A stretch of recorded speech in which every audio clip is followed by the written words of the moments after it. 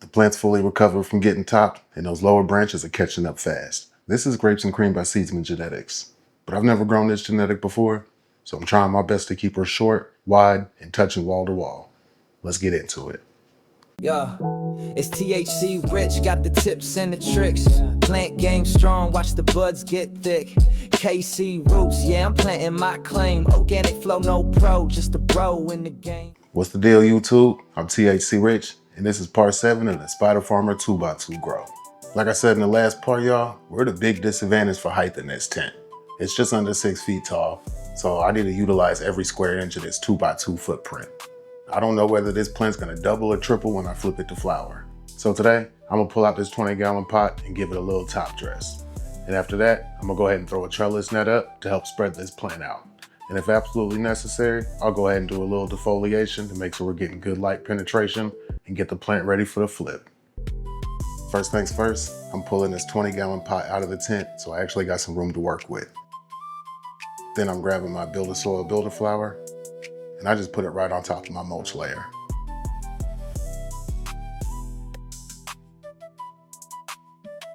And I just use my fingers to work it down through that mulch layer so it has direct contact with the soil underneath. This builder flower is packed with microbes and organic nutrients tailored specifically for bloom.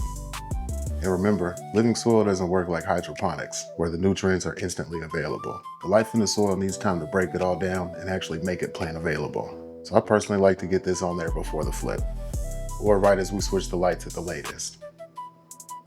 Look, it even says it on the bag. Top dress handfuls across soil surfaces before/during flowering. Now that we got the pot back inside that Spider Farmer tent, it's time to set up our trellis net. I like to use zip ties on the trellis net to attach it to my tent poles, because then it's easier to slide up and down. First I attach the 2 back corners, then I attach the 2 closest to me. Simple as that. Now we got a trellis net up. Now I'm gonna use the trellis net to spread these branches out wider. That'll help force them to grow horizontally instead of straight up. I want to utilize this full 2x2 footprint without letting the plant get taller. If this plant doubles during the stretch, I'm good. But if this thing triples, I'm definitely going to be fighting some height issues.